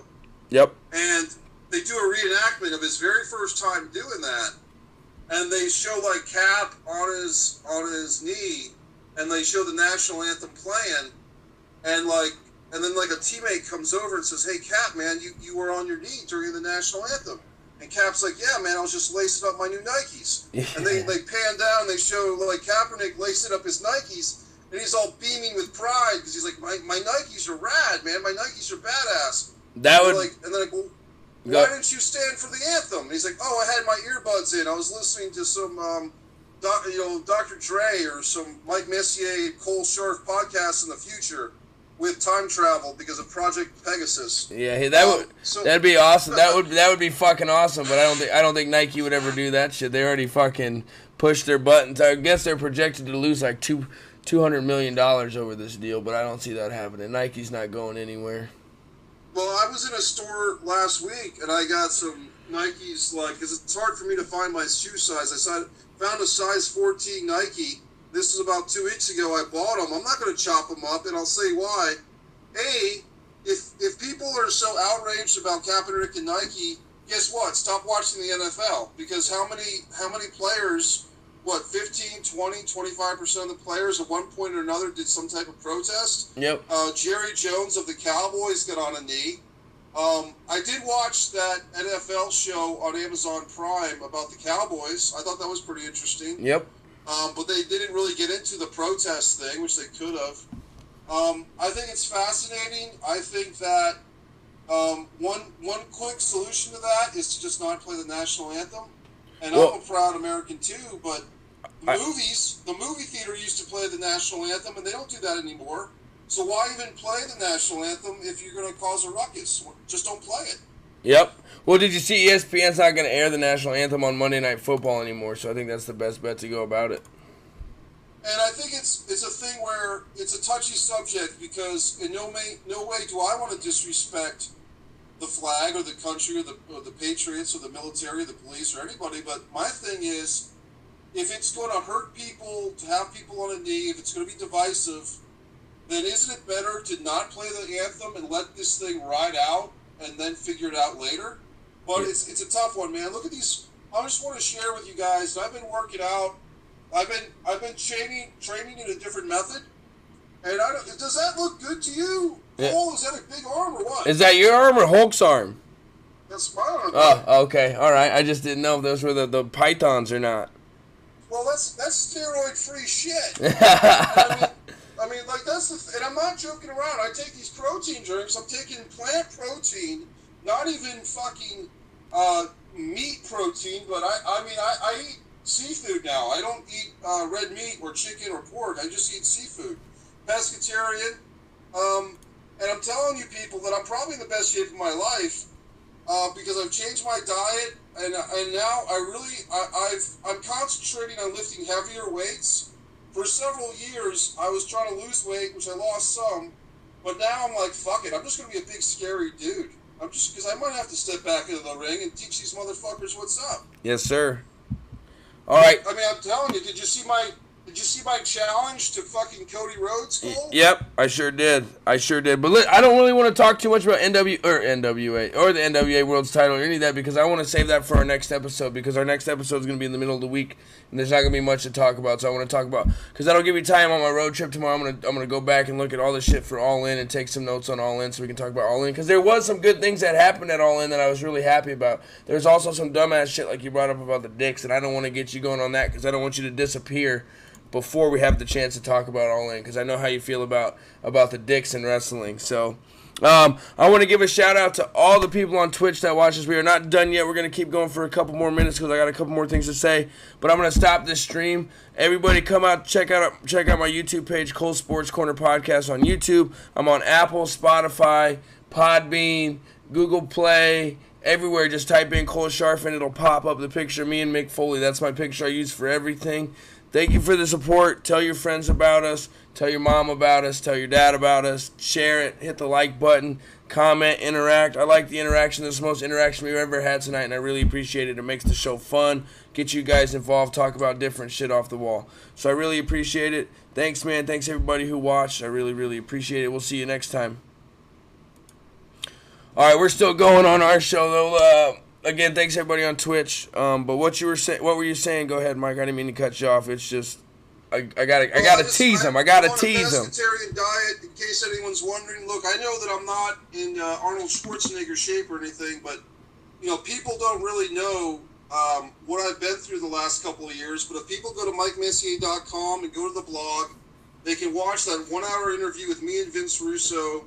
I talk about the medications, and honestly, Cole, I grew up in a situation. I know you've got some kids that you're raising, your family, your children, and honestly, I just want to say that diet is something that if I could give you any advice for you and your family, just make sure that your kids eat well. And what I mean by that is your kids, or this is not to personalize to you, but anybody who raises kids, you can't just feed them, McNuggets and pizza and high sodium Chinese food and peanut butter and jelly sandwiches, because the problem is, like, people think of that stuff as kids' food. Like, oh, we can just feed the kids anything, or that's what they like, or that's what's cheap, and I get all that.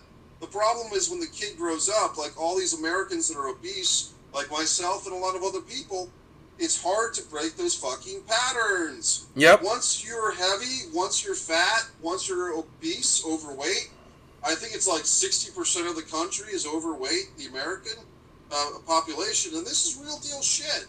Talking about diabetes, talking about quality of life, your health, walking up a flight of stairs. Once you're obese as a child, it's really hard to break that.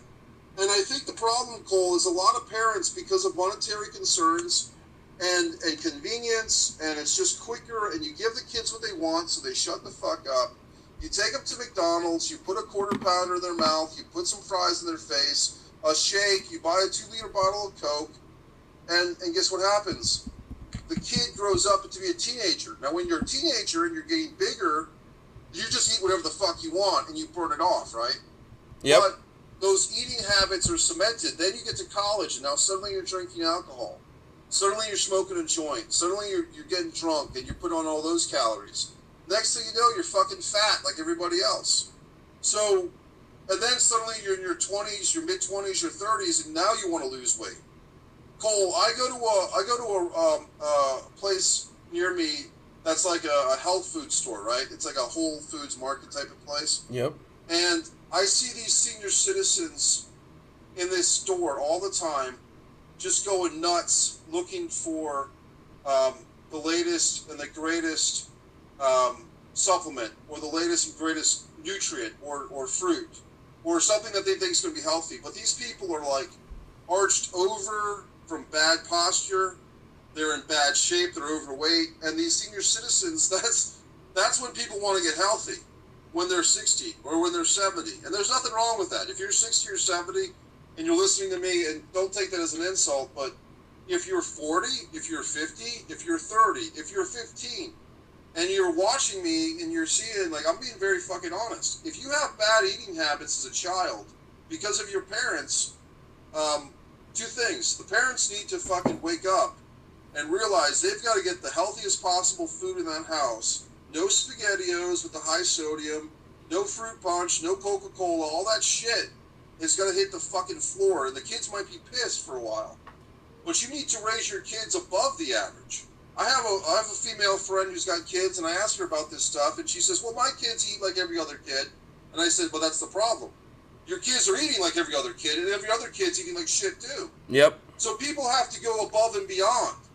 And that takes, it takes more planning, and it takes more money. Unfortunately, I don't have the answers. There was a book, The $4 a Day Vegan Diet, and there's other books that people can get. I mean, there's people online that they can find. You don't have to go broke eating well, but I'm just trying to be honest and say that once you've established poor eating habits, especially as wrestling fans, where half of our lives are sitting on a couch watching people wrestle, we need to just fucking look out for ourselves. Yes, sir. I appreciate it. And I try. I mean, don't get me wrong. My kids get their kids' meals, but at the most part, they're eating, because we eat pretty healthy for the most part. So they eat what we eat. But every once in a while, I'll let them get a kid's meal here and there and shit like that. But that's every kid. But they don't live off that shit. They eat chicken. They eat fucking, a lot. My one son loves seafood. Me and him eat a lot of seafood. So. Well, like I said, I've been on this pescatarian diet, which I just kind of made up for myself, and I find that I'm so far removed from red meat and chicken and pork that it doesn't occur to me to have it. What occurs to me is, man, sometimes it's hard to find something to eat at a particular restaurant, and usually the de facto thing is a tuna fish sandwich or eggplant, if I really find myself in a jam. But honestly, Cole, and New England's good for seafood. We have scallops and all types of good stuff. But I'm telling you, man, if you guys look into the way that the food is made, and this is nothing new, this is nothing mind-blowing, but if you look into certain movies like Forks Over Knives and Food Inc., they'll tell you what the fuck is up. And the new thing, Cole, is clean meat, which is meat that's going to be processed in a lab that's like... basically kind of like genetic cloning of meat. Pretty soon, meat eaters are going to be eating meat that's designed from laboratory reproductions of animal cells. It's not even going to be from a slaughterhouse. So that's going to change the game there too. Yep. So look into that. Clean meat. I'm not making this stuff up. I'll check it out. So overall, Raw gave us some things that were like, oh shit, we might be going in the right directions, and they shit on it. And then they had the Undertaker HBK segment that was all right. But bro, when was Hell in a Cell? 2 weeks, but I think this week coming. When was the original Hell in the Cell? I have no idea. It was on I want to say October 5th, 1997, which was the same night that Brian Pillman was discovered dead, and that's when Shawn Michaels and Undertaker had the first ever Hell in a Cell match. That was October of 1997. We're in August of 2018, and the same two guys from over 20 years ago, over 20 fucking years ago, are what people are going to be talking about tomorrow. And that's not, to me, that's not against the talent. It's against how that talent is being used in the WWE.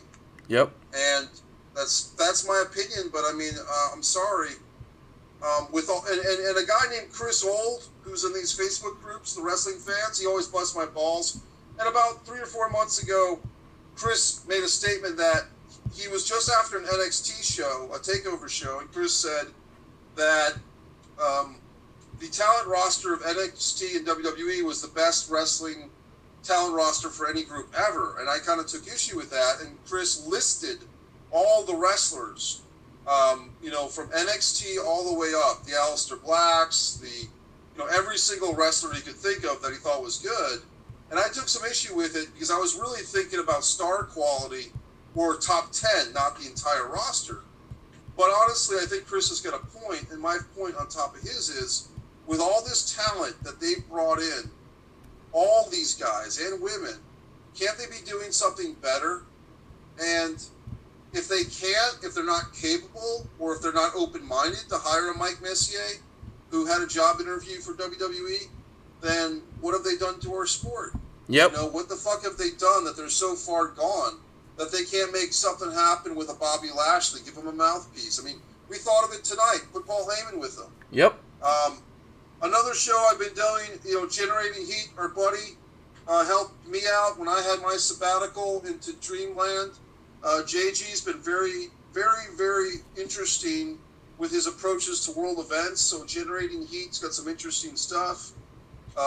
And also, I started a kind of a nostalgia show on the Action Radio Network with producer Bob. We know that unfortunately my friend passed away, Cole.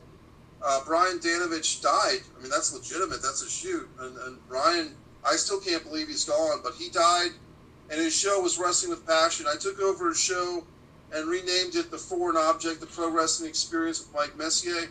The first episode was about the Baltimore Arena. The second episode was my life as a Ric Flair fan. And I'm thinking for my third episode, it's either going to be experience. You gotta do one about like the stars of the day, like Kevin Owens or something like that. I mean, because they're just so big and bad that they just, they got the star level of Ric Flair and shit, right? Well, I met Kevin Owens. I saw him in a show called Beyond Wrestling. I bought a T-shirt from Kevin Owens. He's a hell of a nice guy. And Kevin Owens was really great on the independent scene, man. So Kevin Owens, I could do a show about, I went to some Ring of Honor shows in Philadelphia. I took bus trips from Rhode Island to Philly, like 14 smart marks packed into a van, taking a bus trip in 2002 to some hot as fuck Philadelphia, like VFW or something. And it was crazy. And I saw like a Paul London versus Michael Shane ladder match. And nobody, man, would know. I mean, Ring of Honor, its first couple of years, I went to their tag team title tournament. I saw, I think it was Christopher Daniels win the tag team title. And they had a singles title change on that show as well. Xavier lost the title to somebody. So I've been around the block, man. All right, yep. You want to fucking talk about anything else? Jeez. I saw a really good Paul Jones versus Harley Race match on DVD this week. So just that old school stuff. Harley Race was actually like selling to Paul Jones as if it was Ric Flair selling to Goldberg in 1998. I mean, Harley Race was trying to make Paul Jones look like a great, tough wrestler. Paul Jones passed away this past year. but this is the Mid-Atlantic territory. I've been watching some DVDs of old house shows from the Mid-Atlantic area. I saw a great Ricky Steamboat versus Sweet Hansen match from like Mid-Atlantic Television.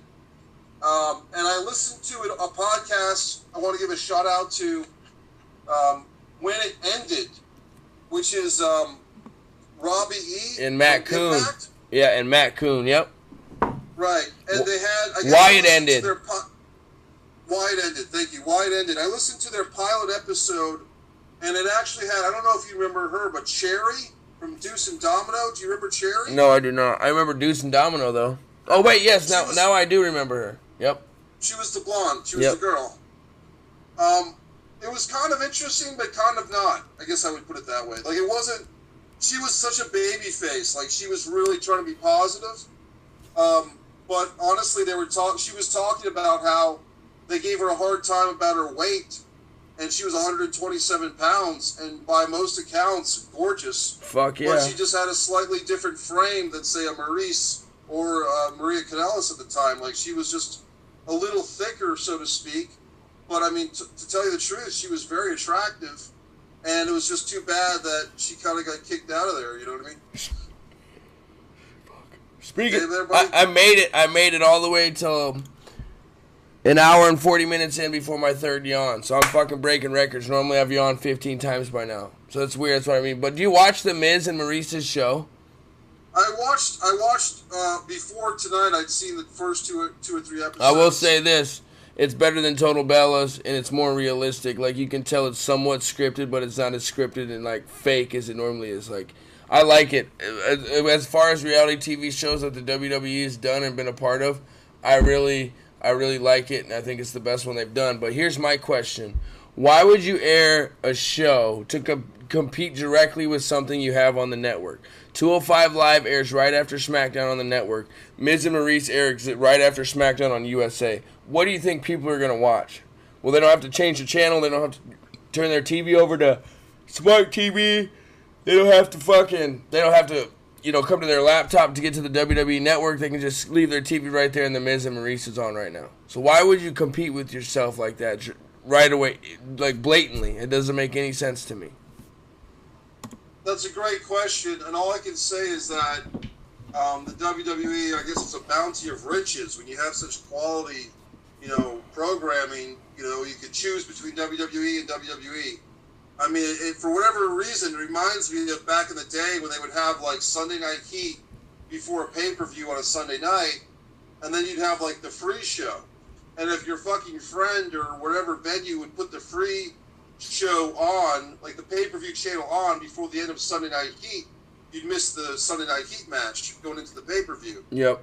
And I remember going to a place that had I used to see wrestling pay-per-views around 2002 on the movie theater screen. This movie theater would have the WWE pay-per-views in the movie theater. And I remember this time that this kid was complaining because they had Rey Mysterio on Sunday Night Heat in the match before the pay-per-view. And then the guy changed the channel to the pay-per-view station because he didn't want to miss the pay-per-view for the movie theater. And this poor kid who was like Spanish, he really wanted to see Rey Mysterio. And he was almost crying because the guy turned the channel on him. And I actually wrote an email. And I said, hey, you broke this little fucker's heart. You know what I mean? Yeah. So you can never win. You got 7 days a week. So if the Miz and Maurice are going to be on a national cable television channel on Tuesday, switch 205 Live to fucking Wednesday. It doesn't have to be live. You know what I mean? I know it's in the day, but it's just like fucking record it on Tuesday, put it on the network on Wednesday, or do it before SmackDown. You know what I mean? Raw's 3 hours anyways. Why not do 205 Live before SmackDown? Have SmackDown end at 9. It's just there's so many ways around these stupid ass fucking things that we've pointed out in this episode. You know what I mean? Like being lazy with the Shawn Michaels hair. The dude's running off the ring when you're fucking got your main star on, coming out. You got two employees running behind the Megatron thing or whatever the fuck it's called. It's just so simple solutions to fix these problems. It just goes to show that they're so fucking lazy. And you might be onto something with maybe they don't have someone running the ship right now. Vince McMahon's in charge, but is he really in charge? Is he getting sick and old? And I hate to say it, but I wonder what DDP has to say about it. Hey, DDP. Here comes the diamond cutter. Well, I don't.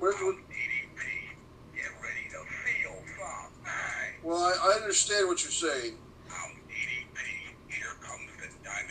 Okay, now you're just repeating yourself. He hit a fucking pretty sick diamond cutter at All In, but we'll get more into that on our next episode.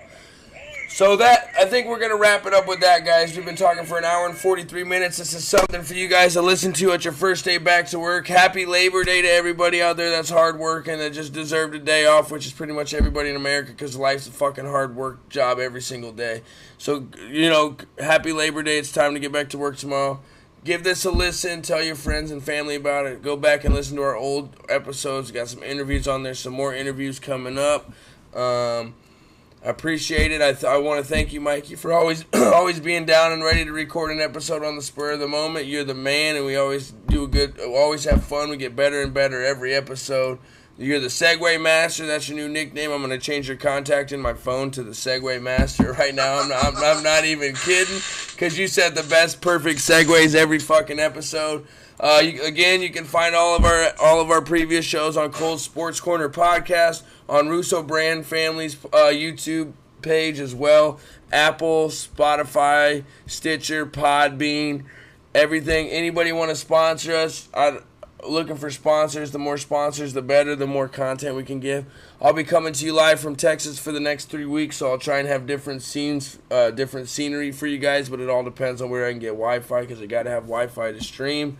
And I appreciate it. Thank you. We're growing. The interaction on Twitch tonight was amazing. Awesome. The most interaction we had, the most views we've had, so that means we're growing.